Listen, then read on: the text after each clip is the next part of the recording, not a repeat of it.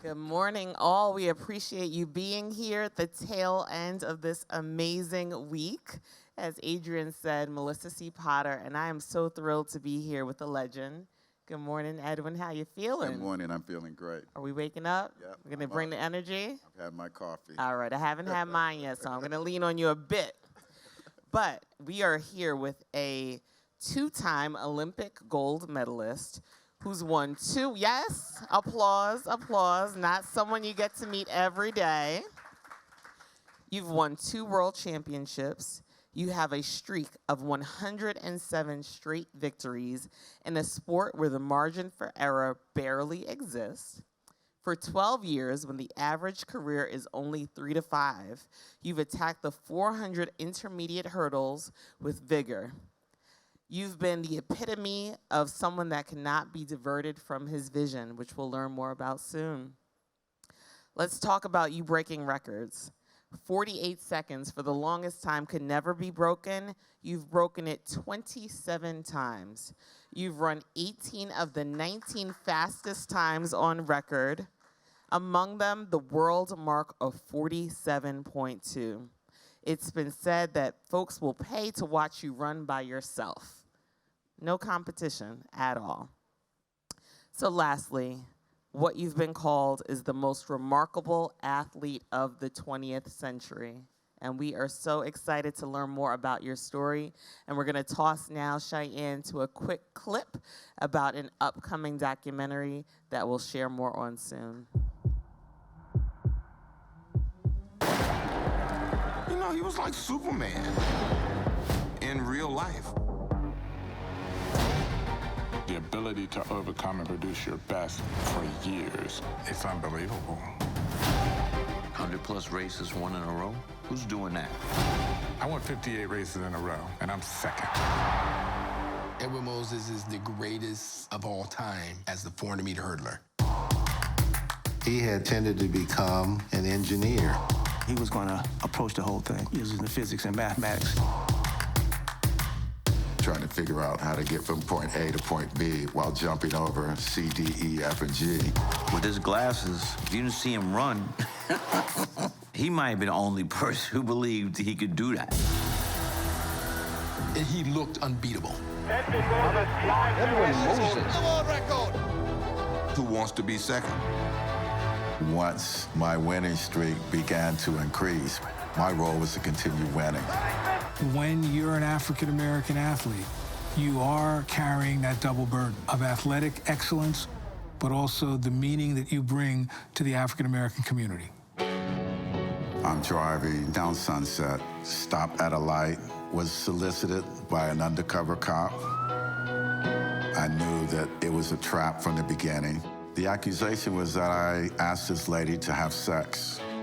There were a lot of things about this case that struck the racial justice nerve. They don't want you to have a voice. Above entitled cause, find Edwin Moses not guilty of this. I fought it because I wasn't guilty. The way he had to find solutions gave him the attitude of a champion. Watch out for me. Keep your eyes on me. I believed in principles of fairness and equity. Mess with me. A legend.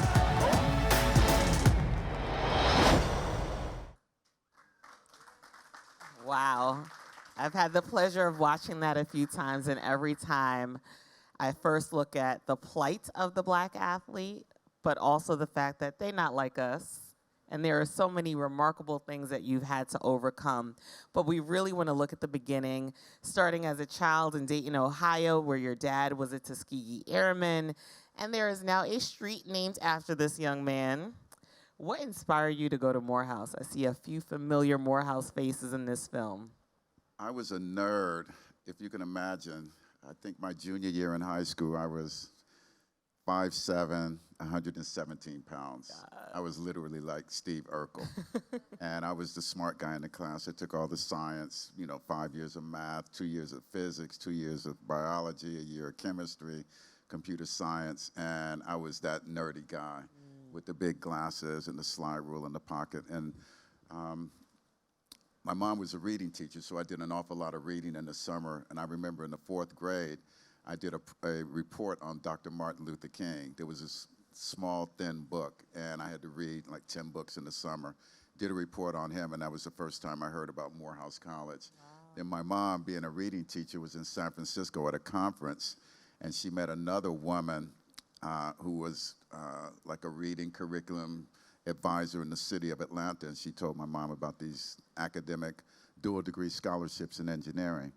And so I was not, there was nothing about me that had anything to do with the Olympics. The Olympics was like a dream like every other kid. I was unrecruitable as a high school athlete to run track at any college.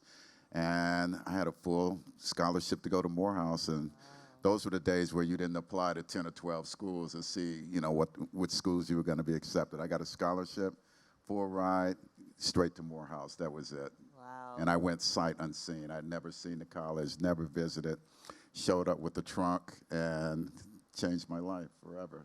Talk I was to a us little a bit kid. more. I was a 17-year-old kid. Yeah, about that life-changing experience as a teen, as a child, truly at 17 years old. Yeah.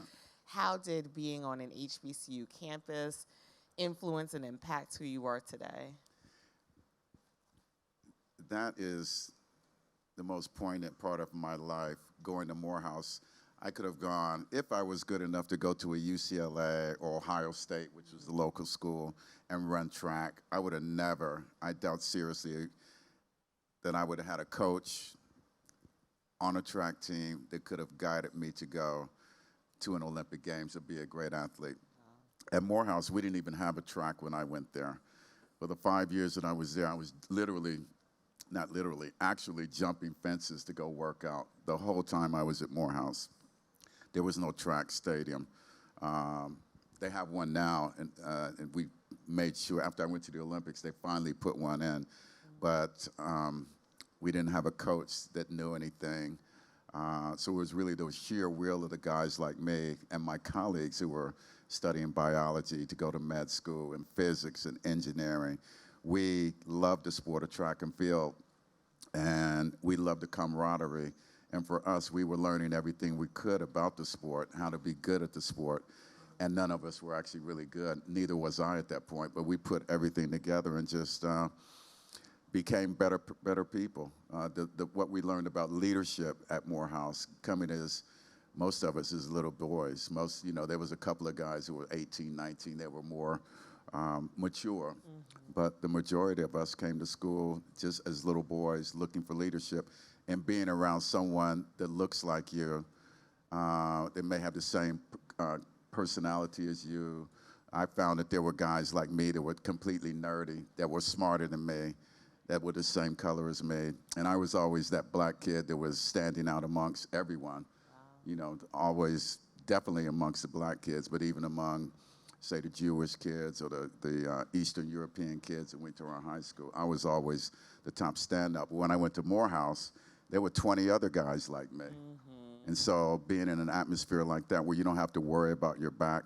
In the film, Sam Jackson says, he talks about Morehouse. He's actually a great part of the film. He said, when you go to a school like Morehouse, the thing is that you don't have to worry about anyone stabbing you in your back, and that everyone's on the same team and everyone's cheering for you. So when you have 4, 5, 6 years of your life, that key part of your life where you don't have to worry about the outside world, you've got the best instructors in the world. You're in the best, whether you're studying psychology or languages or physics or whatever, you have the absolute best instructors in the world that are there to make sure that you don't fail. I love that. And that you can't buy that anywhere. And that's the beauty of the HBCUs. And when I was coming up, most of the guys that were Major League Baseball All-Stars, NBA All-Stars, NFL All-Stars, everyone went to HBCUs because the other schools were unattainable. You couldn't go to University of Kentucky or Alabama or Clemson or Nebraska. They had a couple of blacks all the time, and everyone went to the HBCU. So it was a powerful institution. you know, way back then. My mom and dad both went to HBCUs. Wow. Yeah, Well, and all my uncles, Tuskegee, Bethune-Cookman, Kentucky State, and they also went to Columbia and UCLA and Indiana University as well. phenomenal. So standing on your ancestors' wildest dreams, we mentioned your dad being a Tuskegee Airman. Right. How did that influence your upbringing?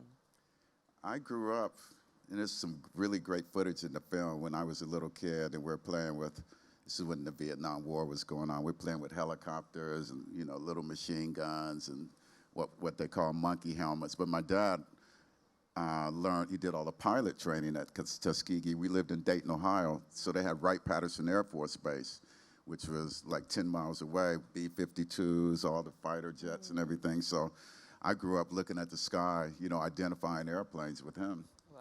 And that's really how I got my scientific background. My dad studied biology and chemistry. And when I was probably 4th, 5th grade, 10, 11 years old, I used to just go down in the basement and open up like biochemistry, organic chemistry, botany books. And I didn't know what I was reading, just organic chemistry, symbology, and just go through the book and figure out when would I be able to find out what these books are meaning. So that's how I got into sciences, from mimicking my dad. That's incredible. So Yeah. you mentioned not being very good when you were 17. How does one go from not being very good to being the greatest? Track and field, it's only 3 things that matter in the sport of track and field. It's height, time, or distance. It's how high you go up or horizontal, or how fast you get from one place to the other, or how far you can throw something. So it's a universal sport, and it's man against man and woman against woman. And you put your results up, your training up, and you get scored every time you go out. So it's a very discrete type of sport. So I always lost until I won. I was always a little kid in high school. I was smaller than everyone else. My freshman year in high school, I'm 5'6", 102. My God. Yeah, I was a tiny little guy, and the other guys, you know, they're muscular and big and taller than me. And I used to always be in the back of the pack at the beginning of the practice, but as the practice got closer to the end, I would move further and further and further up. The big guys would get tired. The little guy would, you know, continue to just follow. I used to trail everyone and follow everyone until I beat them eventually. So I always lost, like all the time. I was always a little kid that got literally sand thrown in your face because we ran on those dirt tracks. And you get the grit all in your teeth and everything. I was that guy, but I just kept trying. I never gave up, and eventually I just got closer and closer and closer. Then I'm even. When I got to college, now I'm even at the collegiate level, started beating guys one by one, and once I beat someone, throughout my whole career, once I beat you, that was it. I just kept moving right ahead because I was relentless in practice. So that's what happens in track and field. Really, I just love the sport of track and field. Like guys go around with a basketball and the bag and all that. I was the one with track shoes and hung out with other guys who just wanted to run track. So I would imagine in being so great, there comes the notion that, you know, is he doing something that helps power this greatness? And you have been a passionate advocate for anti-doping in sports. Talk to us a bit about where that passion comes from and where it is today. Well, because we didn't have a track at Morehouse, the biggest problem for me was really finding somewhere to get on a track every day. That was like the big problem that I had for my whole career when I was at Morehouse, where I love this sport, I'm doing better, but I don't have anywhere to go on a day-to-day basis. So my philosophy, and I was really into diet, because at Morehouse, when I first got there, the food was horrible, and then it was really horrible. I didn't find out until after the '76 Olympics when I visited a couple of jails, going to visit inmates as an Olympic champion, and I said, man, this food is better than we got at school. No. And so I was really into diet, learned how to cook. Even today, I have a full garden, grow everything, all the herbs, all the spices.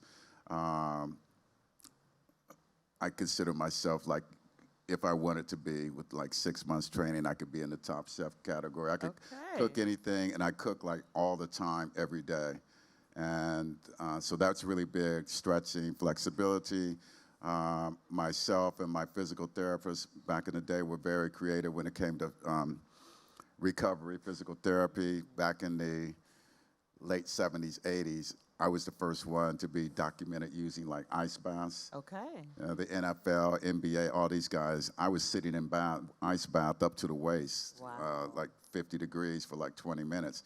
Everyone thought I was crazy. I mean, there's articles in Sports Illustrated. So the ice bath methodology, what they call PNF stretching, which is a therapist actually actively stretching you and twisting your muscles, stretching and twisting in certain sequences to be able to get rid of lactic acid, all these things. Heartbeat monitors, I got one of those in probably 79 in Finland from a company called Polar that made the first heartbeat monitor that you could really use. Computers, took the data from the heartbeat monitor, put it in the computer. So I was like a holistic ahead of your time. Type of athlete. I was really into like meditation, music, the stretching, flexibility, and all those other elements. So the idea of like using steroids, all that, to me was just completely counterintuitive to me. So I just hated athletes who felt that they needed to do that. And when I ran against them on the track, I just really wanted to crush them, to show them what you can do naturally. Literally crush them to show what you could do naturally. Love that, love that. And it didn't matter where they were in the world. They were definitely out there, and they wanted to crush me. But I got them before they got me. And you speak globally and advocate for, as I said, anti-doping laws. Where do you think the state of the industry is now as it relates to steroid use and drug use from what you're seeing on the ground as an expert in the field? The state of the art is increased because of the computing power. It's probably gone up, computing power, by a factor of order of 6 or 7 since we started doing the testing back in the 80s. It used to be,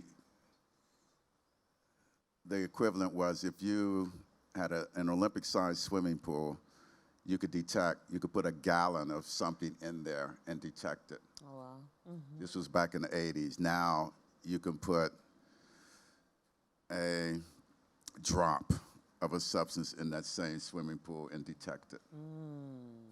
And so that's caused the ability to really monitor go way up, which causes problems because you begin seeing things in such small magnitudes of order, like picograms, which is like 10 to the minus 11th or 12th. 11 zeros in front of a gram. You can detect these kinds of things. You're not getting away with much these days. And a lot of those things are in meat. Interesting. They're antibiotics. They're in meat, all kinds of things. You have a lot of cases like that. Yeah. So it's really, really different. But in the film also, a lot of people don't know, I was the chairman of United States Anti-Doping Agency, which was 20 years after we first started doing out-of-competition testing in track and field, which was started by athletes. It was a group of athletes, myself and Harvey Glantz and Ronaldo Nehemiah, Dorian Lambelet, about 7 or 8 of us put together the testing. But Lance Armstrong, I think someone mentioned his name last night. I was the chairman of the board when we made the decision to go after him because he was notorious, and that is covered in the film as well. Wow. A lot of people don't know that, and it was very upsetting to not only myself personally, but the people in the United States Anti-Doping Agency. We had to deal with a lot of personal threats, and people went to jail under federal law for threatening to bomb and maim and all kinds of that. So much for trying to do the right thing. Yeah. Right? So why now to tell your story, to have it documented, and how did it all come together?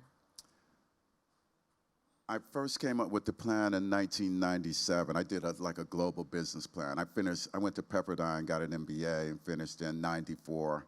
Those first couple of years, I said, I need to do a business plan. In fact, that was one of the seminal classes at the end of our business program, is to write a personal business plan, and I did. And I put all these elements into the plan, things that I could do, like a book and a film, all kinds of marketing exercises.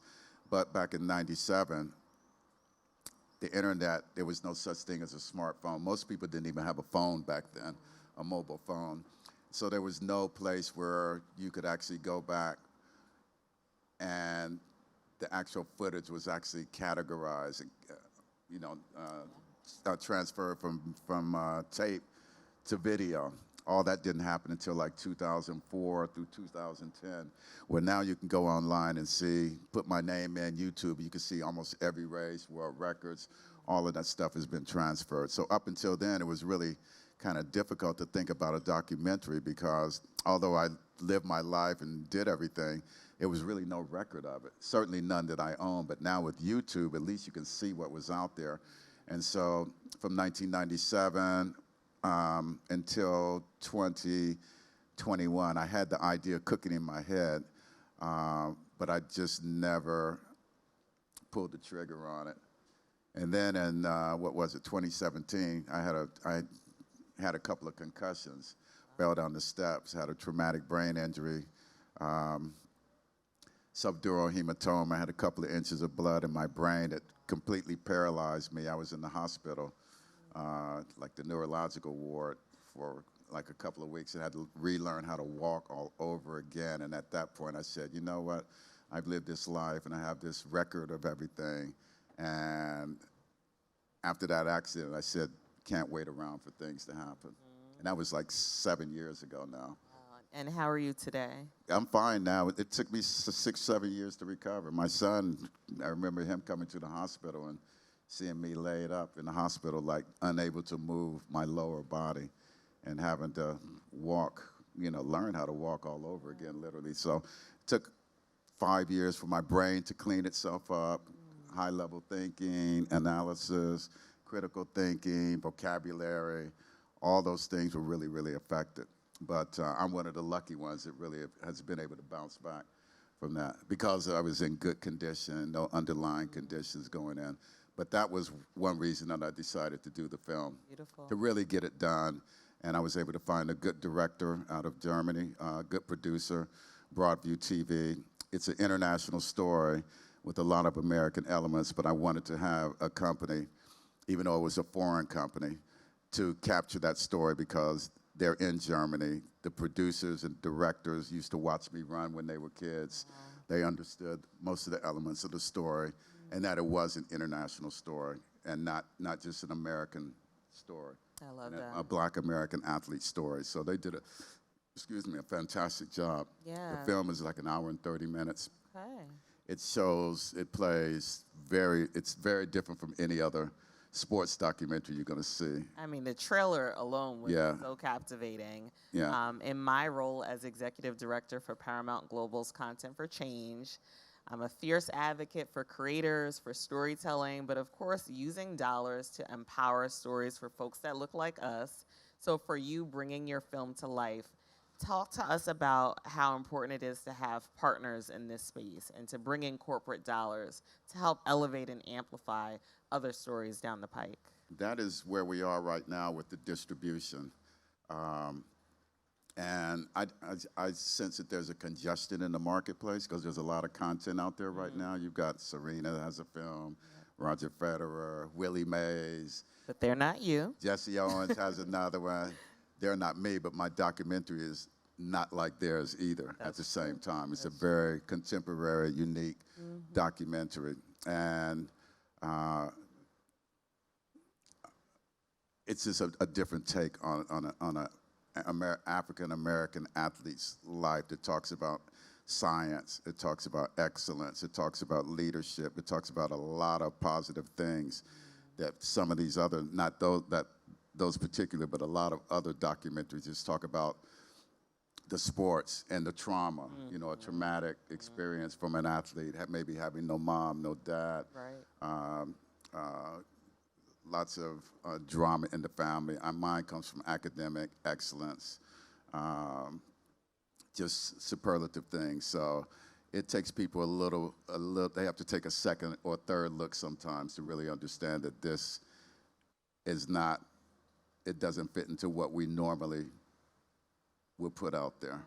So we have a room of folks of all different walks, but many representing corporate entities like myself.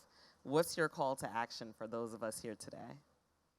My call to action, I got in yesterday and was able to see a lot of the talks yesterday. I think the empowerment of people who look like us that are in the business, the ones that have accumulated experience and have the tenure, have the positions to really make sure that the generation or two below us don't have to go through exactly the same thing.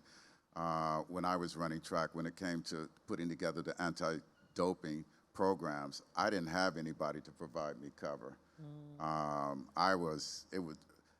didn't have any mentors. There were no black people. There was one or two, but in many cases, they didn't want to really bring you up under their wings because they thought that white people might not like it. And they became targeted as well. I remember situations where we were having meetings about track and field, the business of track and field going forward. A lot of the black people, if you see them in the bar or hanging around, they'd say, I can't even talk to you. Can we meet upstairs in my room? Because I don't want to be seen with you. And so we can avoid that and transfer that knowledge to people so that they won't have to go through, they won't be intimidated, they won't feel like they're under the thumb, and they're able to just have the knowledge transferred legitimately and directly. Wonderful. Without fear or favor. Yep. Worthy of applause for sure. Yep. You've traveled the world many times over, and Nelson Mandela, I understand, is someone that you've had the pleasure of sitting with. Tell us a bit about that experience with him. Well, if many of you have heard of the Laureus World Sports Awards and Foundation, I was the original founding chairman back in the year 2000. And there was a group of about 35 of us top athletes, including Martina Navratilova and Gary Player, Boris Becker, Nadia Comaneci, myself. And the academy is like a board of directors, it's like an academy. It's almost like the film academy. We had a World Sports Awards in Monte Carlo. They didn't have a chairman. It was the first one. I thought I was going to a banquet at a hotel in Monte Carlo, but they had theaters. They had, Boy George spinning records and Paul Lagerfeld taking pictures and all the top models. It was like a total, right up the street in Monte Carlo. Amazing. And so it was a Monte Carlo event, but we had to decide who was going to lead the organization. The organization's basis was using sports as a tool for social change. And President Mandela was the founding patron. Wow. And there was a clip where he gave a speech and said, sport has the power to change the world. And you can reduce despair with sport. It's like a 4-minute speech that people have cloned and used all over the world. But I was standing behind him. And that afternoon, they had selected me to be the chairman of the organization. And so we had a chance to meet him. He was a sportsman. And I was the head of the foundation for the next 16 years. Amazing. And it's still in business. And so there's some wonderful photographs and videotapes. Yeah. Tell us another story. I'm sure you've met so many others along the way. Anything spicy, anything funny that you want to leave us with? I want the tea. You saw Spike in the movie. He's like 1 year behind me in college. Oh, yeah. College stories. This is he wasn't playing about the glasses because I was like Urkel back then, and that was when glasses, when they were real glass, and they used to call me Mr. Magoo, Mr. Coke bottle glasses. I had braces in elementary school. They called me Metal Mouth. Before it became cool to be black, where we would still go up from between color to Negro, and before James Brown said, say it loud, I'm black and I'm proud, they used to call me Black Moses, which was a derogatory, so I've been bullied and called all kinds of names. But, we grew up at the same time at Morehouse. Sam Jackson was about 5 years ahead of us, so we would see him around on campus. And he was mostly over at Spelman with his wife. Was he a cool kid on campus? He was super cool. I had a feeling he was. He's super cool. His personality is still the same. Yeah. He'll cuss you out, you know. A few F For bombs. real, yeah. And so, just growing up and being able to see, I have pictures with myself and Spike going back to the 70s. Wow. We were both a lot younger, and I showed it to him when I went up to his, filming him at his, at 40 Acres and everything. He said, "Oh wow, I remember that night." But it's just really good to have people that he came in and he graduated in '79. He came in '74, so like 50 years. I've known this guy. And we were both little. We were both on the Urkel side of the scale. Oh, my goodness. Spike and myself. I grew, he didn't. Yeah. You know, as a two-time PWI graduate, I think that is one of the biggest things that I am most envious of my friends and family who graduated from HBCUs as the network going back 30 years, that you can still call these folks your friends today and get them involved with 13 Steps and other incredible projects that you're involved in. You mentioned Samuel L. Jackson. We know Spike Lee, but Morgan Freeman is also a part of the film. Morgan Freeman is the executive producer. His team, Revelations, have come on, so they're the executive producers of the film. And also Lonnie Bunch from the African American Museum. Course. He's now the Secretary of the Smithsonian. Wow. It was the African American Museum. He's the one that made that possible, but now he's the Secretary of the Smithsonian. I met him in 1982, 83. He was living in Los Angeles, and he curated the African American Museum of California, which is right there on the corner where that jet airplane is by USC. Yep. Used to be the sports arena right there. And before the '84 Olympics, and he put an exhibition in of me. And then I saw him 2.5 years ago. I mean, I followed him doing the African American Museum, but I hadn't seen him. And then I saw him 2 summers ago, and we clicked, and he remembers that I was the first Olympian to make his exhibit, his first curation, go well, and so we reconnected after that. And then another guy who wasn't in the trailer, Neil deGrasse Tyson, Dr. Neil deGrasse Tyson, the astrophysicist. He asked me to do a podcast in 2021 around the Olympic Games, high performance. It had been canceled in Tokyo and moved to the following year, and we did one of his Star Talks interviews for about an hour and a half, and he was asking me about hurdles and, wait a minute now, when you take off, what is your body doing and all this, and we were like chopping it up for like an hour and a half. Love that. And his father used to run track, so I answered a lot of his questions about what was the dynamics of what was going on in track and field, and also the way I saw the hurdles and running, and I kind of flipped the script on him because everyone assumes you're like running at something. Yeah. And that's what it looks like if you have a camera way back here. You see the hurdles there and the guys coming at the hurdle. But for me, when I'm running and being a physicist and an engineer and understanding dynamics, I had to see myself as like the stable platform. I was like the gimbal, global positioning system between my head and my body. My brain's controlling all the motions of my body. And although I'm moving, you know, very, very rapidly, I saw myself as the stable object, and everything else is moving at me. And because my vision is very, very bad. I mean, if I take off my glasses, I can't read any of that stuff on the wall. I'm in the same boat. These are prescriptions. And so I had to look at a different way of approaching the hurdle because everything was just moving too fast when I'm running at it. So I had to like reverse everything and see myself as the platform, and that essentially the track is moving around at me. And so I was able to figure out my takeoff points because there's only one point. And in the hurdles, and what I told Neil, I said, when you start running the hurdles, there's like 31 mistakes you can make. You can make a mistake at the start, and then for each of the 10 hurdles, it's your takeoff point, your trajectory in the air, and your landing, times 10. So you got 31 errors that are waiting to happen every time you get out onto the track. Wow. And so we had a good time. So he's said some really poignant things in the film. Yes. I love that it's been a brotherhood of support. Yeah. Right. And also talking about what it was like in the 60s and 70s, what kind of atmosphere that we all grew up in, you know, the civil rights, the social rights, the Civil Rights Act, Voting Rights Act, all those things in the transition of where we were as young men during that time.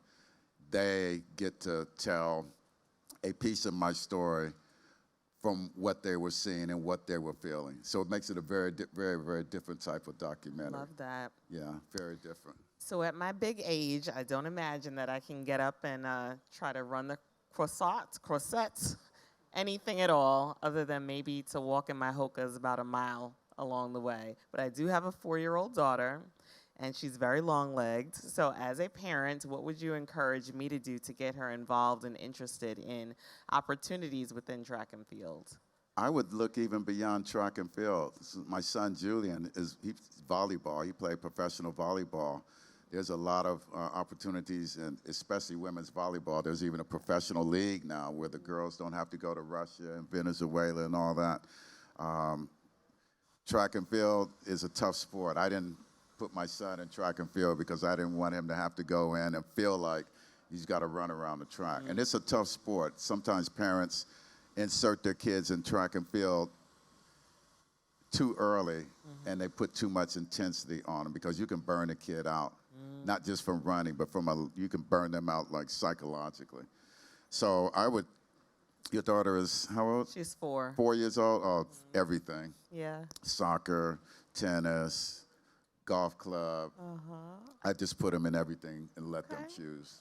Good advice. She's got another 10 years before they really have to make that decision and lock before in. they really get good in something to decide this is the one that I really like. I let them do everything. Okay. I let them do everything. Well, so many other GOATs, whether it be Tiger Woods or Michael Jordan, are coming over this way for the Paris Olympics. And so, you know, you being an Olympian, I assume that you will be present as well. Tell us what you're excited about seeing this year. I'm just going to go to the track and field. I mean, I've got accommodations. I don't have any tickets to anything. I'll just worry about that later. But I've been to every Olympics except for 2 since '76. Wow. And I've always been either on the field with credentials to get in, or when I was an IOC Athletes Commission member, I had like the top credential where you had the transportation, didn't have to have tickets, you can go anywhere. So that spoiled me to the point where now I don't want to stand in line. I'm the same I don't way want to be here in at the heat. nightclubs. Yeah. So I'm not, even at the Olympic trials, which actually start today, track and field, I won't be going because, and also it's difficult when I go to the Olympic Games or any track and field event, you may as well be Mickey Mouse in Disneyland, you know, going in as Edwin Moses. You can't do anything. You're watching the event. People are asking you for autographs. And I just like the sport. And I like my privacy, and I like to get around. So I'm not one of the ones who's hustling to be seen at the track meet. I'd rather watch it on TV. You can see everything. You can see the replay. You can see the dynamics. Because I'm really a biomechanicist at heart. So I can, if I'm there in the stadium, I need to be where I can see, and I'm really concentrating. But I can look at it on TV and really break down athletes' races. And I consult with like three or four of the athletes about what they're doing and what I see. That's amazing. So I prefer to watch it on TV than be in the stadium. But I do love hearing that you're getting the respect and deference and recognition that you deserve, even though sometimes it is, you know, a bit annoying when you just want to enjoy a great performance. So for you, how do you continue to reach back to younger athletes, and what does mentorship look like? At Morehouse, that is not a problem. We have so many guys over there, and many of them come in where they are, I think about 60, 70% of the class comes from single-family households, Morehouse and Spelman, all the AU Center, because I talked to the president, Helene Gale of Spelman, and Dr. Thomas. So I'm always involved with mentoring kids. I had 2 that graduated from Morehouse this year that I helped from the time they were in high school. I've had an intern from Spelman College that worked for me directly. I helped them to raise the money, or just gave them incentive to raise the money to refurbish the track. That's beautiful. And Mrs. Billy Aaron, Hank Aaron's widow, kicked in a lot of money to finish the construction of the track and the football field. About 3 weeks ago, May 31st, 3 weeks ago today, on a Friday, we had the first professional track meet at an HBCU called the Edwin Moses Legends, where we had Sidney McLaughlin running. We had Kenny Harrison. It's a world-class track event. We had 3 national records. We had high school kids running 10:19 in the 100 meters and 45:2 in the 400, like 17, 18-year-old guys. It was just a great international track meet that was sponsored by the federations. We had about 5, the stadium holds 9. We had about 6,000, 7,000 people in the stands, as much as any other track meet. And this was the first year that we had it, and we did everything in about 5 weeks. So I do that kind of stuff, and always just talking to kids, going to the journalism classes, participating in graduation ceremonies, and doing everything that I can. I've got 2 guys coming in from my hometown into college. Beautiful. I talk with their parents. They talk to me about the school. I've got 2 kids coming in. So I've had about 10 or 12 guys that come in and out that I've helped them to apply, talk to their parents, track and field scholarships. So, great. Yeah, it's... With track and field, it's not often until an athlete has their breakthrough moment, like a Sha'Carri Richardson, where they become a household name. Right. Who should we have on our radar to watch in this Paris Olympic season? Nobody. The Olympic trial starts today. Okay. All bets are off. All bets are off. I don't care who you are. I went to 4 Olympic trials, and I was able to win each time. But I can tell you, it was treacherous and really all-consuming, knowing that no matter being a world record holder, no matter what kind of times you run, we have a saying in track and field, you're only as good as your last race, and that means nothing. So no one's made the team until starting tomorrow night in the women's 100. So all bets are absolutely off. Fourth place is the worst position to be in at the Olympic trials. I'd rather not make the semifinal or not even get to the Olympic trials than be 4th place. It's heartbreaking. Just too close to Heartbreaking. the medal. Heartbreaking. So, and every year, every Olympic trials, someone who has been virtually guaranteed a medal, they don't make it every time. And it's just a matter of who it's going to be this year. Okay. Well, I'll It's be cold-blooded. excitedly watching. It's cold-blooded, track and field. It really is. So many can say that you are their favorite athlete of all time. Who's yours? In track and field, overall, Overall. I grew up in the Muhammad Ali days. The Muhammad Ali days when you had to listen to the fights on the radio before even they started showing it at the theaters. There was like one theater in town where all the local gangsters, the street people and all that would go and watch the viewing in black and white. I guess it was first generation of cable TV. But I know my mom and dad, we would definitely not be there, so we had to listen to the Thriller in Manila on the radio. Oh my God. So Muhammad Ali, Wilma Rudolph, 1960 Olympics from the Tiger Bells, was very big. And Tommy Smith and John Carlos. Lee Evans, that whole group in 1968. Those are my personal heroes because I was just getting ready to go into high school. And so, and then in my event, there was a guy in 1972 from Uganda named John Akibor who broke the world record in the 400 hurdles right when I was just starting to learn how to run hurdles. So he was my real hero. And I said to myself, 72, 73, let's see, 4 or 5, I'm going to beat John Akabua, and I'm going to break his world record when I was still in high school. Wow. And once I got to Morehouse, I'm recruitable. I was not able to get a scholarship to go to a junior college, Ohio State. No one would have me in track and field. 3 years later, I went to the Olympics, broke his world record, became the Olympic champion at a school with no track. At a school with no track. And so that's really a part of the story. Yeah. It's like, it really doesn't make any sense. I look back on it now, and I know what I did. I know the kind of training I did. In my life, I've logged like 27,000 miles. I still have the same knees, same hips. I can bend down and get up. I'm lucky because I was a naturalist. But to look at the story backwards, it just doesn't even make any sense as to why it's happened, which is why the story is so great, because it goes beyond what is normal, what is customary, and what is really possible, and shows the power of a young black kid being in the right space despite having nothing, and under the social conditions of the time, going to the top of the world and staying there, regardless of what anybody says. That's what the true story is about, and it's a different story, very different. So many other legendary black athletes have had unfortunate run-ins with the criminal justice system. You touch on it in the film. Tell us how that impacted your career at the time, and if it's had any other long-standing effects on you just as a black man navigating this world. Well, it was an injustice, and I mean, I went back and we had a researcher that went back and looked at the transcripts of the case. I have copies at home, and you know, being involved at that time, it was a traumatic experience. It really never should have happened, and there should have been. It should not even have reached court. So basically, what I was told, my attorneys were told at that time, is that we have a Mr. Clean. We're going to dirty him up. That's what they just straight out told us. Wow. And they wouldn't drop the charges. The prosecutor wanted to press charges no matter what. He just figured they were just going to mow me over. Had to fight back.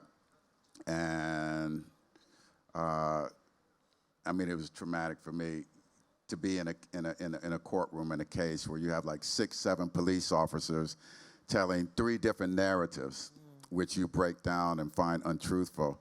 And then you have to go on the stand, and you're your only witness and rebut all that. That's what happened.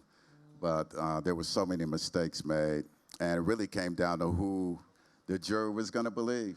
These police officers with like 4 different stories that they had documented in writing, or one guy telling the truth about what happened. They had to make it make sense.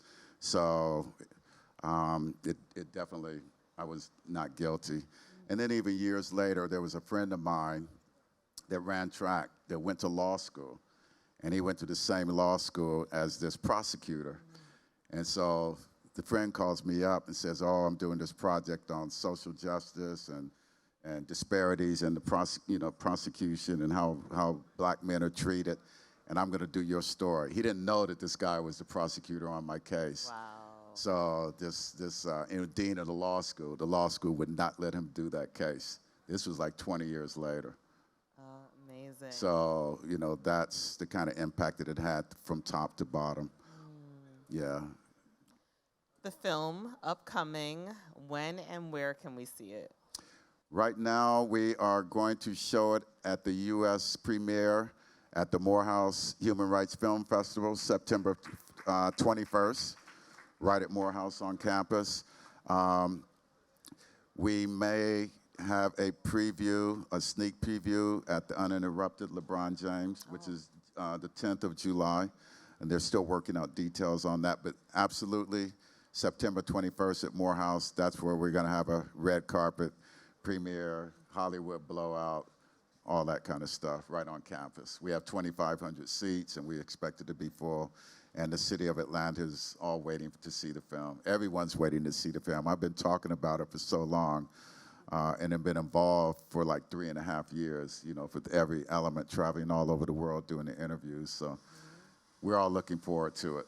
I love that. So, Adrian, I think we heard that we have a Michelin chef here, so I'd like to know, if you were going to cook lunch at the Inkwell next year, what is the special meal going to be? Good question. I could fix pretty much anything. I would do something light, lots of greens, lots of different colors, really, really great salad. I had something a couple of weeks ago. It was like a watermelon salad with peppers and cheese on it. Delicious. Something really, really light. And there was a watermelon salad over there yesterday. Very, very similar. But I would do something light. Some grilled fish, seafood. Not a lot of red meat for me personally. What is your favorite sports story of all time?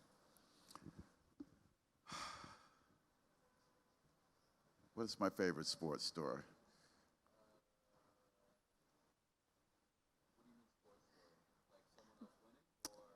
Content, a great film, a great piece of something inspiring that we should all go check out.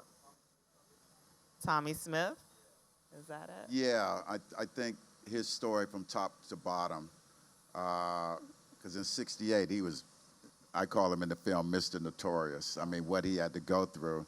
He was the most hated man in the United States of America. I mean, he thought he was going to die on a day-to-day basis.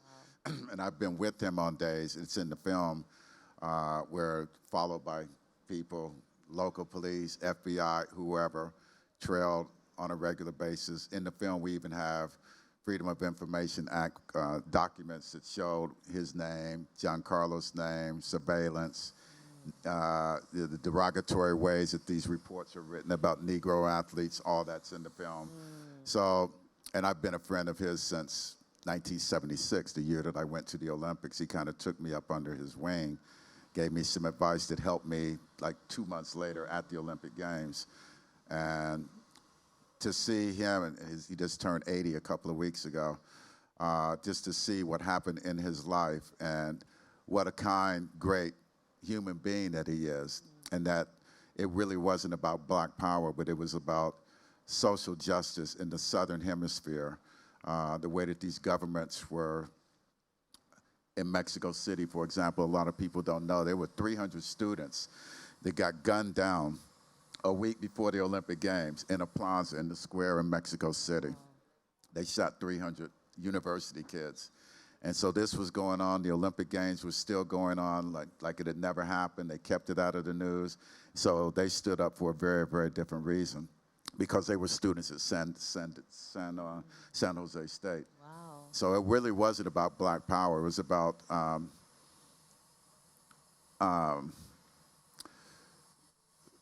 the scope of the collusion between the American governments and the right-wing governments in South America, Mexico, all down through that area. And so a lot of people don't know that story. So that really, because I know him and know the story and know the history of it, that's probably the story that I really, really relate to, that I've had this passed through my life, and it's had an impact on me. That's incredible. Do you have the bug now that you're a content creator, now that you are in Hollywood, what's next? I'm looking forward to the film being distributed so that people can watch it all over the world, because I know there's a huge market out there. The Laureus World Sports Awards, we go out live to like 60 different countries the night we have the World Sports Awards. And so I want those people to be able to see the film in Brazil and Argentina and South Africa and Namibia and Egypt, the Middle East, all through Europe. I want all those people to be in China, Japan, huge markets in China. We had 100 million people watching the sports awards when we were live in China, like 100 million watching a program. So I'm really looking forward to having those people be able to see the film and not just rely on what the U.S. market does, because it's a much bigger story. Absolutely.